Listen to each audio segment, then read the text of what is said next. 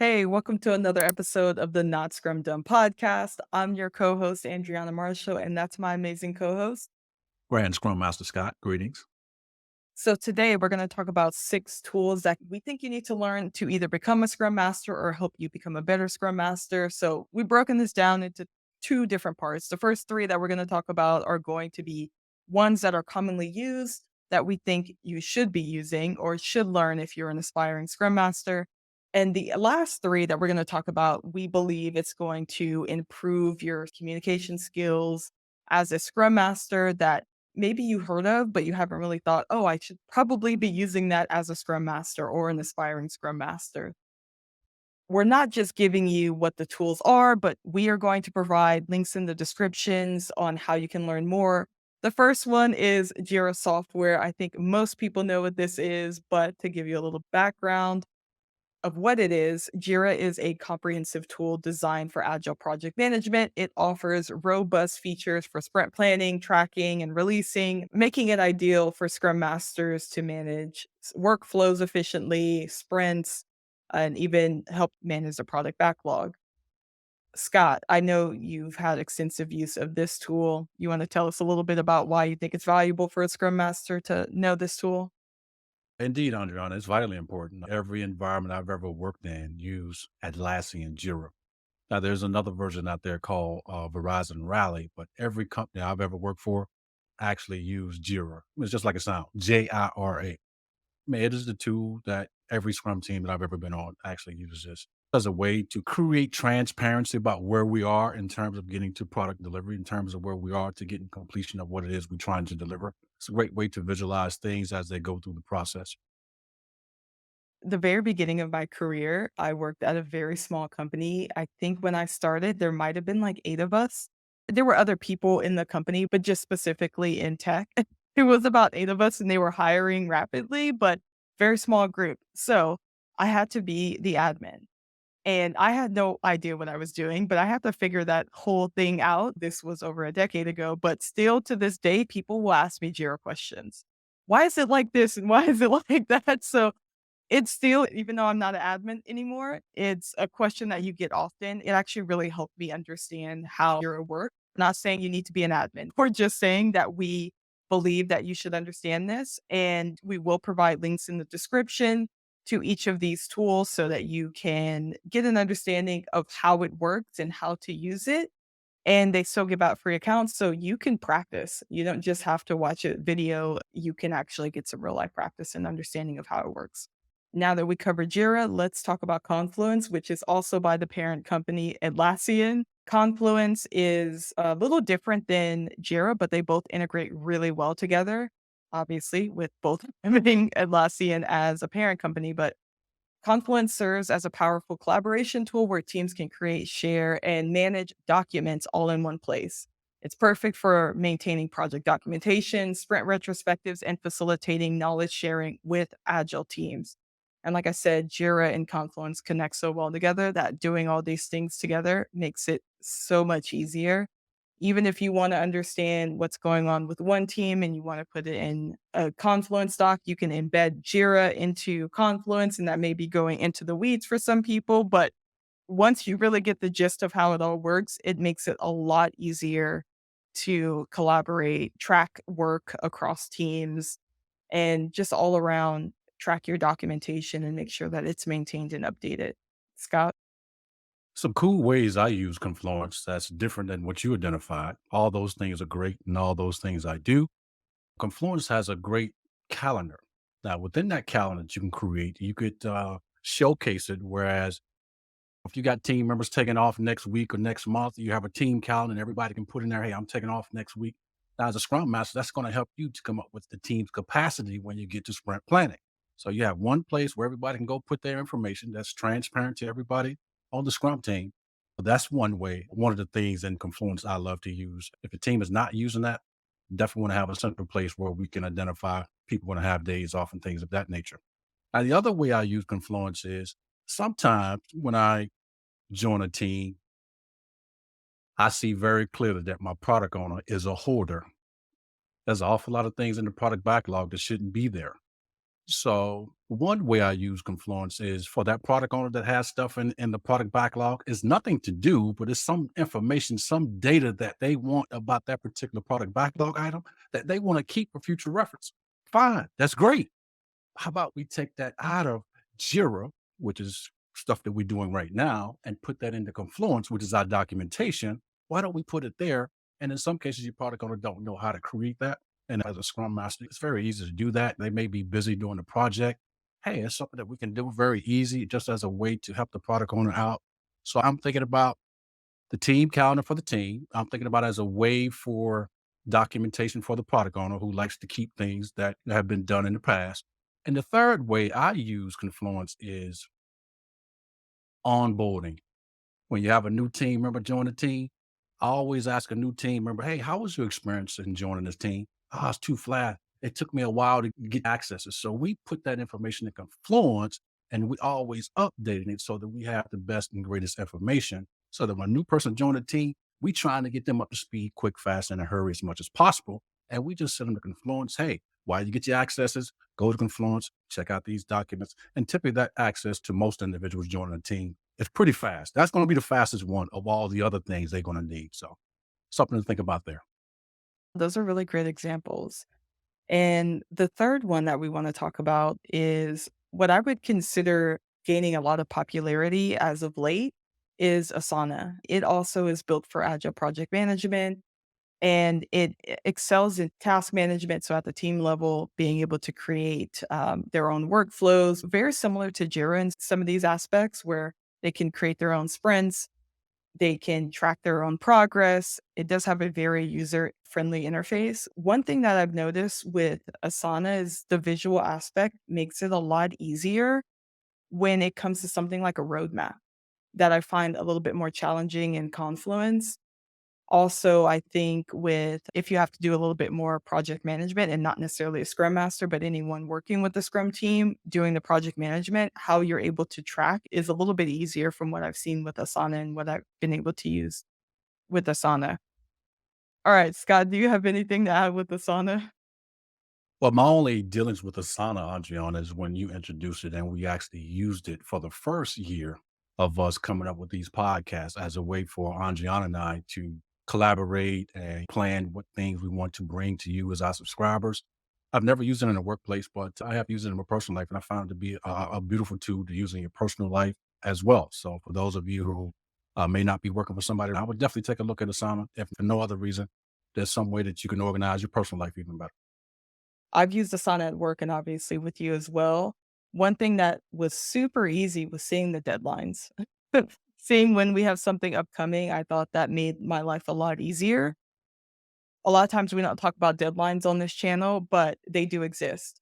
When you work for certain retail companies, you have to meet a certain date so that you have product on the shelf, or for example, you have product that's on the website by a certain time or a discount that's on the website by a certain time. So we do have deadlines, they exist, and the ability to see them and understand when they are and not be late and not scrambling at the end is really important. So I thought Asana was really nice with that aspect.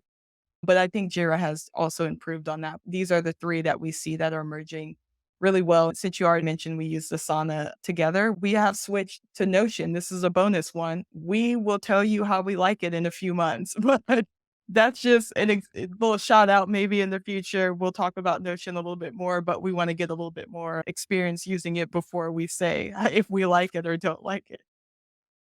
All right, so now we're on to the second half where we're going to talk about some tools that we think are going to make your life better as a Scrum Master, especially with communication and collaboration. So the first one is Grammarly. If you don't know what Grammarly is, it reviews spelling, grammar, punctuation, clarity, engagement, and delivery mistakes in English text, detects plagiarism, and suggests replacements for the identified words. So I use this even in text message. So it's really great if you can use it in your work environment to correct any errors that we just mentioned that Grammarly does. Emails, especially, I think that's a big one, making sure that you don't miss. But how many times? I can't remember how many times. I'm not gonna say on camera, but I've definitely had a typo or two in an email once or twice. But that's it. Scott. Out of all those things, I have recently used Grammarly over the last few years. At first, I'm like, why in the world would I use that? Certainly as a tool, as a Scrum Master. But thinking about some of my feedback that I got when I was actually full time direct hire, my delivery and my clarity wasn't that good. I know in my mind what I'm trying to tell you, but communication is a two-way street because I think I'm saying one thing. It's all about how you receive it. So I like this here function in Grammarly called clarity. So if I'm writing something, it kind of gives me a feel like, okay, this is coming across strong. This is coming across weak.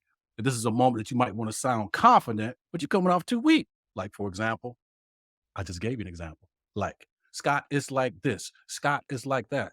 Well, subscriber, tell me what it is. I don't want to know what it's like. Tell me what it is. So, Grammarly, is this the feel that you want to have? So, I really like it. And also, I'm thinking about delivery.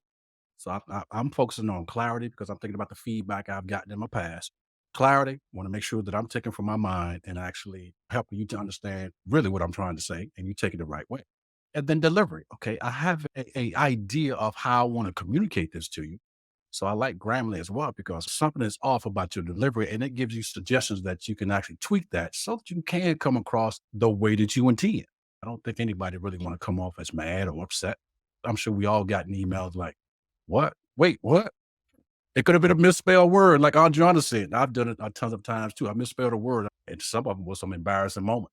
But Grammarly wasn't a thing way back in my early career. So I really like Grammarly.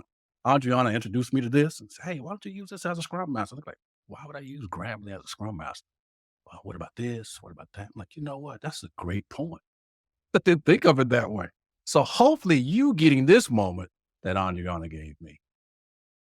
On that note, the next one is for anyone who's been asked to take meeting notes or action items, because now that, fortunately, through AI, has been automated for you. So you can always use Otter AI, which uses an AI meeting assistant to transcribe meetings in real time, record audio, capture slides, extract action items, and even attend events for you. Now, I do not recommend the last one. You want to keep your job, all right? So don't do the last one. Actually go to the meetings, but this is going to automate a lot of work for you, and I think this will also help those who have been the Scrum Master, like, scribe and documentation person to actually be the facilitator and leader, and shifting away from that assistant narrative that Scrum Masters have and going into being a true leader, which I think is really important. Very nice, Andriana. I'm familiar with Otter. I've never used it in the workplace. I have no desire to use it, but she identified a great point. For the Scrum Master out there that you pretty much ascribe, the team asks you to take notes. The product owner may, hey, while you at sprint planning, take some notes, or the developers might ask you to take some notes and things like that. And you do that. This is a tool to help you. I have a better solution. Instead of Otter, I use the value of courage. I'm not your secretary. I'm a professional. But if you short term are in that space and you haven't got to the point where you embody the value of courage yet, Otter could be a great tool for you. Definitely check it out. I think that can help you lessen the workload, all this here secretarial work, the scribe work that you're doing. In the meantime, I will begin to have those crucial conversations. We did a video about crucial conversations, a book that you can read to begin to have those real conversations with people and get you out of that role of being secretarial. We do have some admin work to do, but if you're the one always taking the meeting notes of the team, I think there's a better utilization of your time and your resources and your skill set than just taking notes at a meeting. Absolutely. And to help you with that facilitation and other skill sets that you have, we think Mural or Miro can be really great digital whiteboards that will help you collaborate with your team virtually, whether it be brainstorming, sprint planning. We also did a video with 4 different murals on how you can facilitate a retrospective. So we'll link that in the description where you can see if you don't have any ideas. We've already created a video providing 4 different ways that you can run a retrospective using Mural. And it's something that I use literally in every class.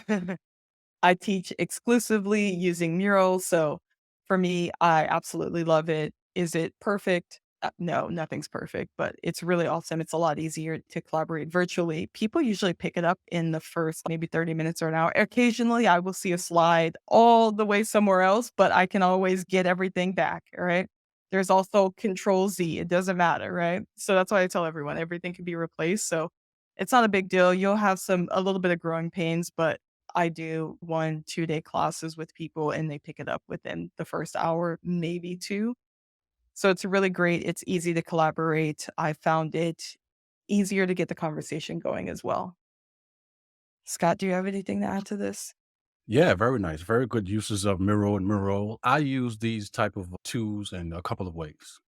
I like to use them as a retrospective just to break up the monotony. I like to use liberating structures as my go-to facilitating tool. But every now and again, I want to switch it up and have fun. For example, Easter's coming. If I'm doing a retrospective around Easter time, I'm probably going to get Miro and get a nice little template just to get in the spirit of the holiday, Christmas and Thanksgiving. I'm typically going to do a Miro board because they have some amazing creativity that will help, especially if you're in a virtual environment, that will help you feel the holiday spirit and just do something fun and creative for the team. That's typically when I use Miro. Now, that's on the fun side. Let's get on the business side. Occasionally, I'm in an environment that uses scaled agile framework. And going back to the first bullet point where we have Jira, there's another enterprise version which is called Jira Align. Okay. So if you're in a scaled environment, you're probably going to have something like Jira Align. Now, my last organization I just left, they was just converting over to these things. And here's how I use Miro. Watch this. So we do big room planning and we have PI planning, depending upon whatever you call it, quarterly planning in your environment. A lot of people getting together, we story mapping and we're getting things out in a lot of ways. So if this is your first time your team doing this, not only the first time, you do it every time. If I was still there, I would still be doing it now. I make PI planning super duper easy. So watch this. Did you know that you can take the stories, the product backlog items out of Jira and upload them to the Miro board so that the team could actually just like a real workplace where you got stuff on a whiteboard, they could move it. So I use Miro and Miro to bring in all those stories from Jira so that the team would just organize it and look at dependencies and look how things work. They have those templates on there. Nothing I had to create. Just research it. All that stuff is there. So that's a couple of ways I use Miro in the workplace for retrospectives to have fun. And if I'm in a scaled environment, I'm going to use it as a way for the team to organize and look for dependencies, do story mapping and things like that to get ready for the next product increment that we'll be delivering over that time span if you're in that particular environment. Andrena, that's all I have. Yeah, and that's all we have for this video. So hopefully these 6 tools can help you grow as a Scrum Master or become one. Jira and Confluence, if you're already a Scrum Master, you more than likely are already using it. Asana is another interesting one that you might want to introduce to your team or product owner. Mural is definitely one of those. And for you personally, check out Otter and check out Grammarly. If you stay to the end of this video, that means you have an attention span greater than a goldfish. Be legendary, everyone, but not Scrum Dumb. We'll see you in the next episode. Don't forget to like and subscribe and hit that notification bell. Ding.